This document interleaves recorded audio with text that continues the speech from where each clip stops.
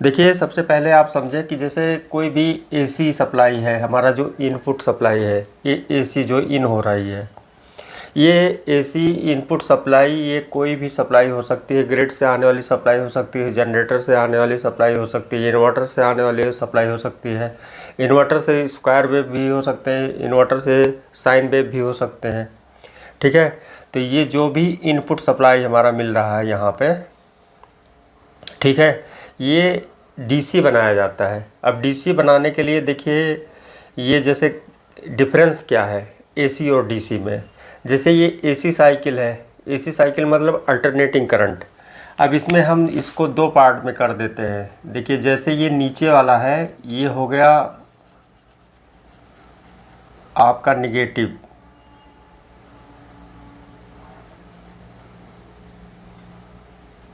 अभी ये आपका कंसेप्ट क्लियर करते हैं और यही चीज़ें जो है आपको क्लियर उसमें डायोड में अभी आपको समझने में थोड़ा सा इजी होगा। दो पल्स ऊपर हो गए और दो पल्स नीचे। अब ये हो गया हमारा जैसे न्यूट्रल और ऊपर वाला हो गया फेज। ठीक है, अब ये जो है निगेटिव और ये पॉजिटिव हो गया। ठीक है, अब इसमें क्या होता है कि डायोड से जो ये रेक्टिफिकेशन जो काम किया जाता है, अब इसमें इसको जब डीसी बनाया जाएगा तो ये जो हमारा रेड वाला है ये पॉजिटिव, ये एरिया ऊपर वाला, ये 220 वोल्ट इनपुट जैसे 50 हर्ट्ज़ का होता है फ्रीक्वेंसीज़ की, तो ये फ्रीक्वेंसी है 50 हर्ट्ज़। एक सेकंड में 50 बार ऑन 50 बार ऑफ। देखिए, ये जो है ये हमारा जैसे ये निगेटिव नीचे, तो निगेटिव वाला क्या होगा, ये जैसे यहाँ पे जो इसका सोर्स है इस मॉसफेट का, और ये ड्रेन है, ये है गेट। अब ये जो सोर्स पे ये जो निगेटिव है, ये आपका जब अलग किया जाएगा, रेक्टिफिकेशन किया जाएगा ब्रिज डायोड के द्वारा, तो ये दोनों को अलग कर लिया जाता है। अब ये एसी में से अलग किए गए हैं, यानी निगेटिव अलग कर लिया गया, पॉजिटिव अलग कर लिया गया, एक फ़िल्टर लगाकर इसको जो है बूस्ट कर लिया गया। ठीक है, अब ये क्या हुआ, हमारा शुद्ध रूप से एक डीसी तैयार हो गया। अब इस डीसी को हमें एक बैंक यानी कैपेसिटर जो है एक बैंक की तरह से उसे हमने जो है स्टोर कर लिया।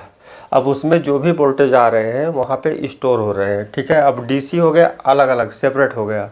अब सेपरेट में क्या होगा, अब ये प्लस वाला जो है यहाँ पे आएगा और ये जो निगेटिव बनेगा जो हमारा यहाँ पे सोर्स पे आएगा, दोनों अलग अलग हो गए।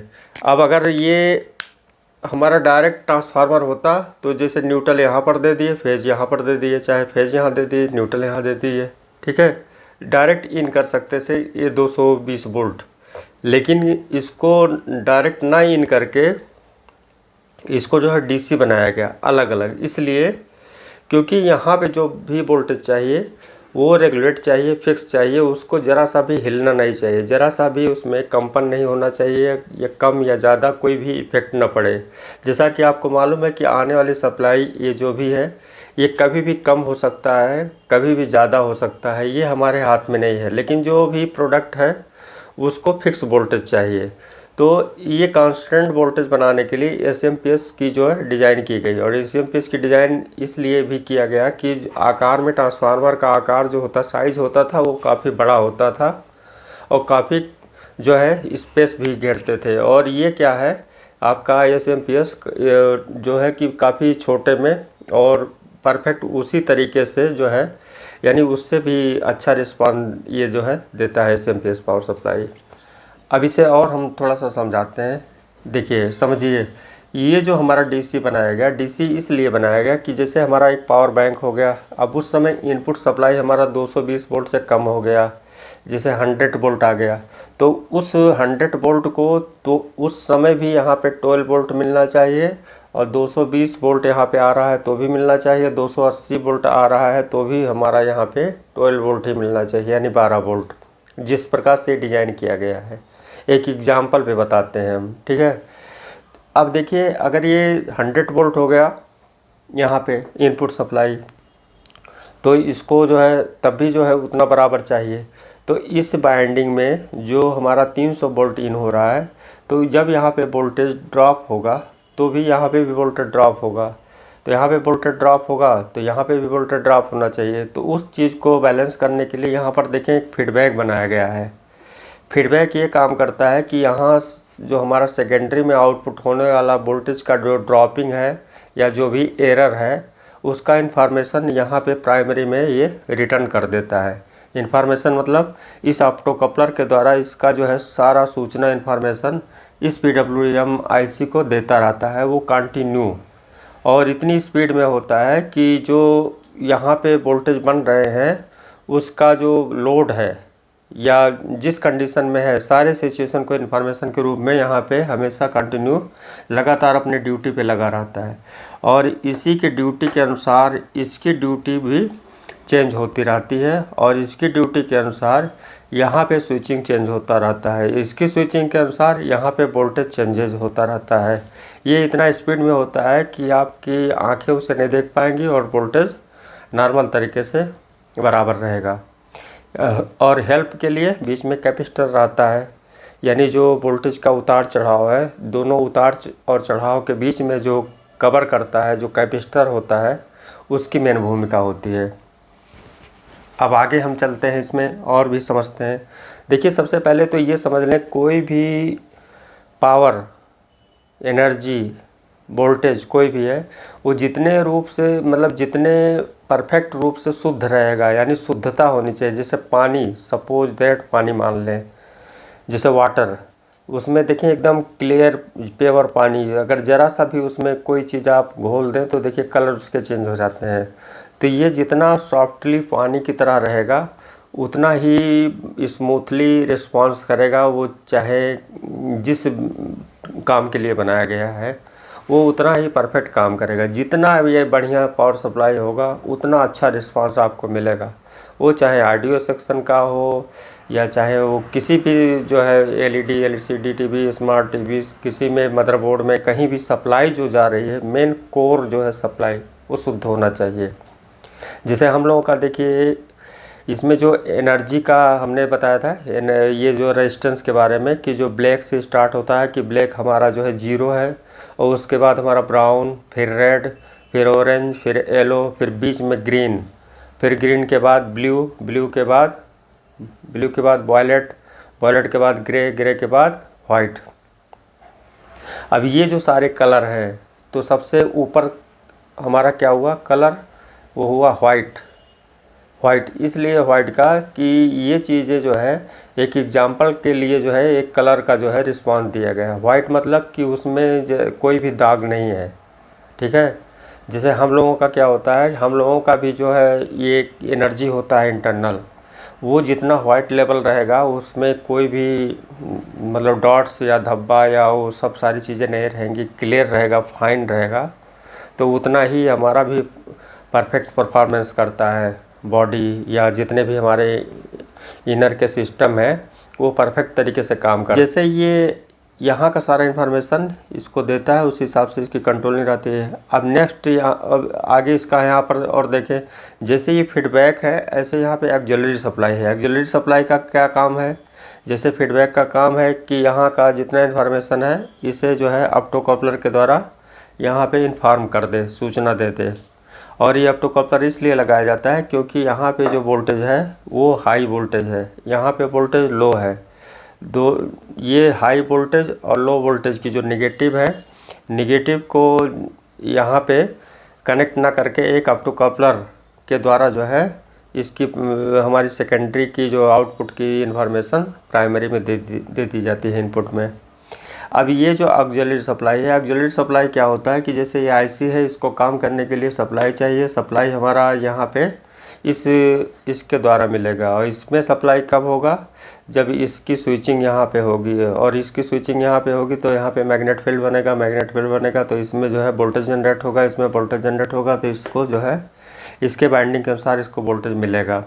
अभी इसमें वोल्टेज जनरेट कब होगा, ये उस समय होगा या फर्स्ट स्टार्टिंग सप्लाई यहाँ पे इस गेट पे इसका जो डीसी वोल्टेज बनेगा या ऐसी जैसे भी है, यहाँ पे जो है इसको एक बार स्टार्टिंग ट्रिगर दिया जाएगा। स्टार्टिंग ट्रिगर देने के बाद ये मैंने एक समझाने के लिए बनाया है। जैसे ही स्टार्ट हुआ, स्विच हुआ, फर्स्ट स्विच में मैग्नेट फील्ड बना, तुरंत यहाँ पे जो है ये यहाँ पे इसमें सप्लाई बनी और यहाँ पे चली गई सप्लाई। फिर यहाँ से स्टार्ट हो गया पल्स कंटिन्यू। मैंने एक झटके में जब स्टार्ट कर दिया तो ये यहाँ से फिर इसको सप्लाई मिलने लगी। पहले तो सप्लाई यहाँ से मिली स्टार्टिंग, फिर यहाँ से मिलने लगी कंटिन्यू। तो ये अपना जो है वर्किंग प्रोसेस में हो गया। ठीक है, अब देखिए यहाँ पे अब आता है ये शॉर्टकी डायोड या कोई भी अदर डायोड। जैसा कि कुछ लोगों के ये क्वेश्चन थे ये डायोड के बारे में समझने के लिए, तो हमने इसलिए इसका वीडियो एक थोड़ा सा एग्जांपल भी बनाया है। और डिटेल अभी इसको हम हटा के जो जितने डायोड हैं उनकी जो कैपेसिटी है, जो वोल्टेज का एम्पियर और ये वोल्टेज कहाँ पे कैसे यूज किए जाते हैं, अगर वो हमारे सामने उस डायोड का नंबर सेम ना हो तो उसके जगह पे हम कौन सा डायोड लगाएं और कहाँ कहाँ पे हमको कैसे कैसे डायोड यूज़ करना चाहिए। तो पहले हम डायोड को भी समझेंगे। जैसे शॉर्टकी डायोड जो भी डिज़ाइन किया गया, पहले डायोड कुछ और थे, बाद में यहाँ पर देखेंगे तो ये इस डायोड का जो नेम है उसका मतलब ये है कि ये जर्मन के फिजिसिस्ट है वाल्टर एस शॉर्टकी। ठीक है, ये इन्हीं के नाम से इसका खोज इन्होंने किया था, इन्हीं के नाम से ये जो है इसका ये डायोड का नाम पड़ा है। अब देखिए इसका जो काम क्या है, ये इसके बारे में हम थोड़ा सा समझते हैं, इसको ऐसा क्यों किया गया।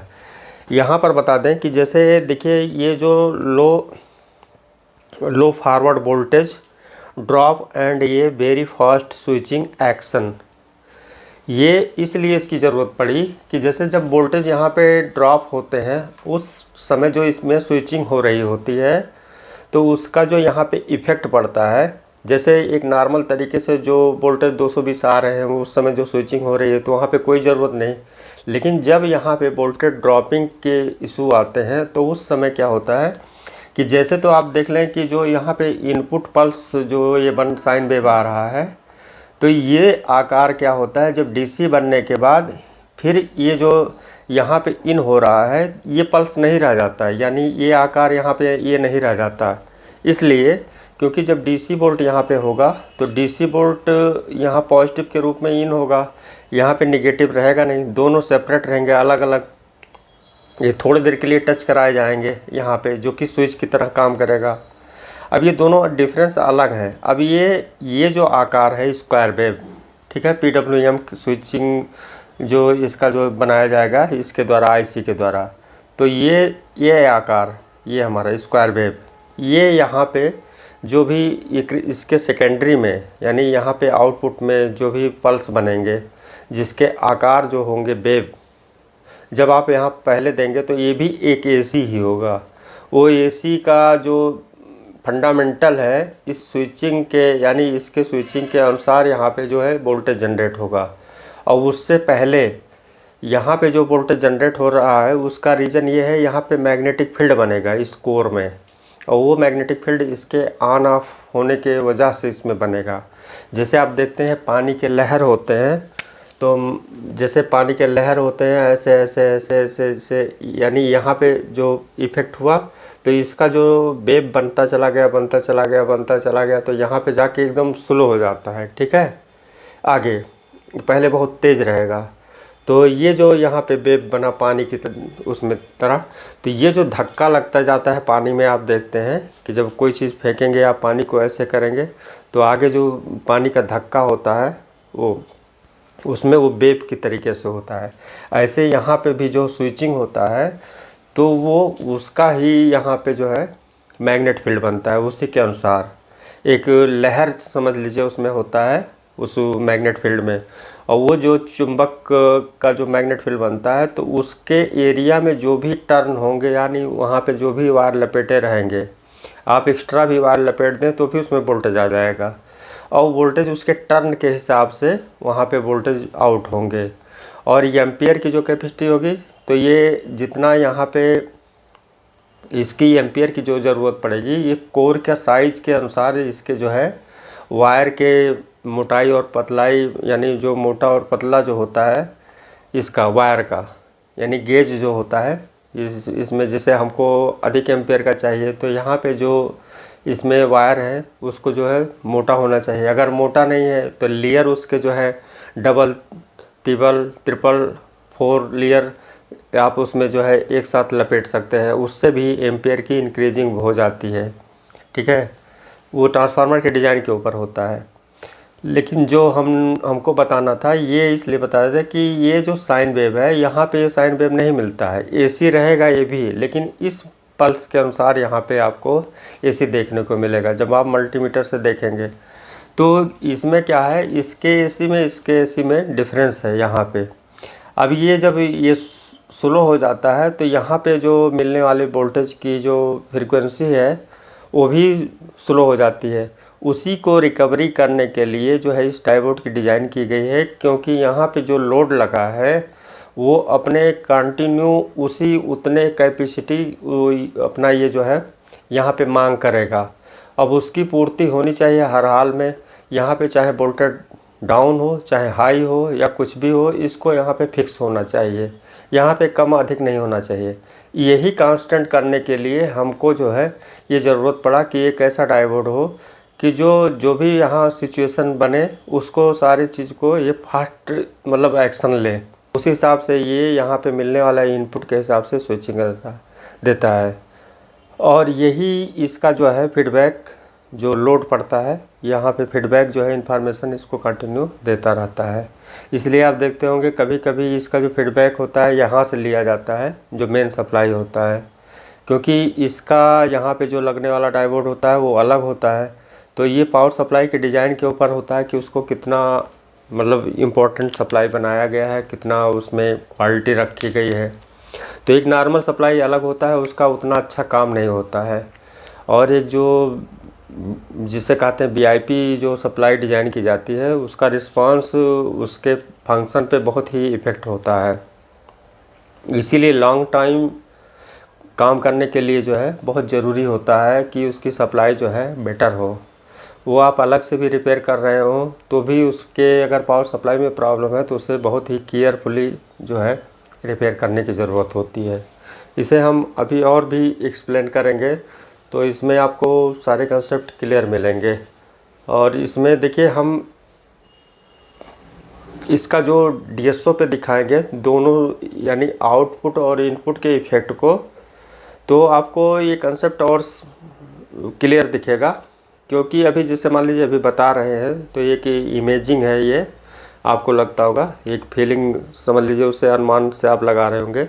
लेकिन जब इसको हम पावर सप्लाई का प्रैक्टिकली करके दिखाएंगे तो और भी चीज़ें क्लियर होगा। देखिए मैं जो भी इस पर बताता हूँ, देखिए हम कहीं लिखते नहीं है, इसका हमारा जो है प्री प्लानिंग नहीं होता है। जो जैसा आइडिया आता है उस हिसाब से हम जो है आपको बता देते हैं। कभी कभी ये भी होता है कि हम वो सारी चीज़ें कुछ इम्पोर्टेंट चीज़ें भूल जाते हैं, इसलिए फिर नेक्स्ट में उसको नोट करके बता देते हैं।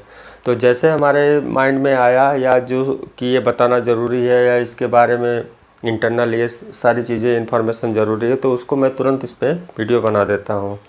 और इसमें जो नॉलेज की बात है, नॉलेज का देखिए जैसे हमारा जो सिद्धांत है हम शुरू से इसका जो है नेक्स्ट यानी छोड़ते छोड़ते, जैसे हमने जो कुछ दिन जैसे पीक हुआ, जैसे मान लीजिए उस समय VCR हुआ या DVD हुआ, तो एक पीक तक जाता है, ये नहीं कि ख़त्म हो जाता तब हम छोड़ते हैं। यानी हमारा क्या है कि हम जब एकदम पीक पे पहुंच जाएंगे तो उस समय हम वहाँ से छोड़ देते हैं, फिर नेक्स्ट पे स्टेप पे जाते हैं। तो हम देखे हैं हमारा जो समझने का वो सिद्धांत है, हमने देखा है कि हमने छोड़ के पाया है। यानी जब हम उसको छोड़ दिए हैं, जो नॉलेज मान लीजिए इस समय चल रहा है और हमको उसके आगे का नॉलेज चाहिए तो हम इसको छोड़ देते हैं। जैसे इसको छोड़ दिए जिस पे हम काम कर रहे हैं, जैसे इस समय LCD LED TV है, अब हमको अगर नेक्स्ट जनरेशन के लिए काम करना है तो हमको इस चीज़ को छोड़ना होगा। तो जैसे हम छोड़ के जैसे उसको छोड़े तो उससे अधिक मिल जाता है। तो हमारा जो सिद्धांत है उसी हिसाब से हम चलते चले आए हैं। तो इसमें ऐसा कोई किताब नहीं है या ऐसा कोई नोट नहीं है कि हम उसके बारे में हम पढ़ के आपको तुरंत बता दें। हमारी जो फीलिंग होती है, हम किसी चीज़ का पहले जो ऑपरेशन करते हैं उस पे जो हमको फीलिंग मिलती है, उस पे डीएसओ के द्वारा या जो हम रिपेयर के टाइम या असेंबलिंग के टाइम जो भी उसमें हम फील अपना एब्जॉर्बेशन करते हैं, तो उसी चीज़ को हम प्रयास करते हैं कि उसको जैसे हम समझे रहते हैं उस हिसाब से आपको बताने का प्रयास करते हैं। और आपको समझाने का जो मेरा मतलब है उसको इजी करने के लिए हम डायग्राम का सहारा लेते हैं कि जैसे उसी बेस पे हम जो समझे रहते हैं उसी हिसाब से आपको और इजी बना के समझाने का प्रयास करते हैं। इसलिए हमको डायग्राम थोड़ा सा देर लग जाता है बनाने में, क्योंकि उसको भी इजी करना होता है कि माइंड आपका देखने से ही समझ ले। क्योंकि देखिए हमारे समझ से अगर खास कर देखा जाए तो 2 या 3 टाइप से होते हैं। जैसे कि मान लीजिए 2 टाइप का एग्जांपल पे ले लें कि जैसे एक बॉर्न टैलेंटेड होते हैं, जो जन्मजात उनके टैलेंट होता है, उनको ज़रा सा इशारा कर दीजिए वो समझ जाएंगे, उनको ज़्यादा समझाने की ज़रूरत नहीं होती है। यानी उनका जो सेंसर होता है वो बहुत हाई कैपेसिटी का होता है। और एक नेक्स्ट होता है कि वो मतलब हार्ड वर्क काफ़ी मेहनत करके अपने टैलेंट को निखारते हैं, यानी मतलब हार्ड वर्क करके अपने माइंड को अपडेट करते हैं, अपने स्किल को जनरेट करते हैं और एक टैलेंट पैदा करते हैं। तो ये 2 हो गया कि एक बॉर्न टैलेंटेड और एक अपना हार्ड वर्क करके। लेकिन इसके बाद भी एक तीसरा है कि वो समझ लीजिए ना हार्ड वर्क और ना बॉर्न टैलेंटेड। उसमें क्या है, उनके लिए समझाने का तरीका हम ये जो जैसे एग्जांपल देते हैं ये इसलिए देते हैं कि उनको भी ये चीज़ें समझ में आ जाए, क्योंकि वो जब दोनों चीज़ में नहीं रहते यानी दोनों कैटेगरी में नहीं है, तो उनका एक जो है थर्ड कैटेगरी हुआ कि उनको एग्जांपल पे समझाया जाता है। एग्जांपल ऐसा अगर रखना चाहिए कि जैसे एक ही एग्जांपल पे अगला समझ जाए। क्योंकि अगर मान लीजिए एग्जांपल भी अगर हम आप लोगों को ना समझा पाएँ या जो इस कैटेगरी के हैं, तो इसका मतलब कि हम कंसेप्ट को मतलब एक्सप्लेन नहीं कर पा रहे हैं, समझा नहीं पा रहे हैं, वो मेरी कमी हो जाती है। तो इसमें आप अपने अनुसार उसको देखकर जैसे मान लीजिए ना समझ में आए तो कमेंट कर सकते हैं, हम इसकी रिपीटेशन कर सकते हैं। ठीक है, तो आज की वीडियो में बस इतना ही, मिलते हैं नेक्स्ट वीडियो। थैंक यू दोस्तों।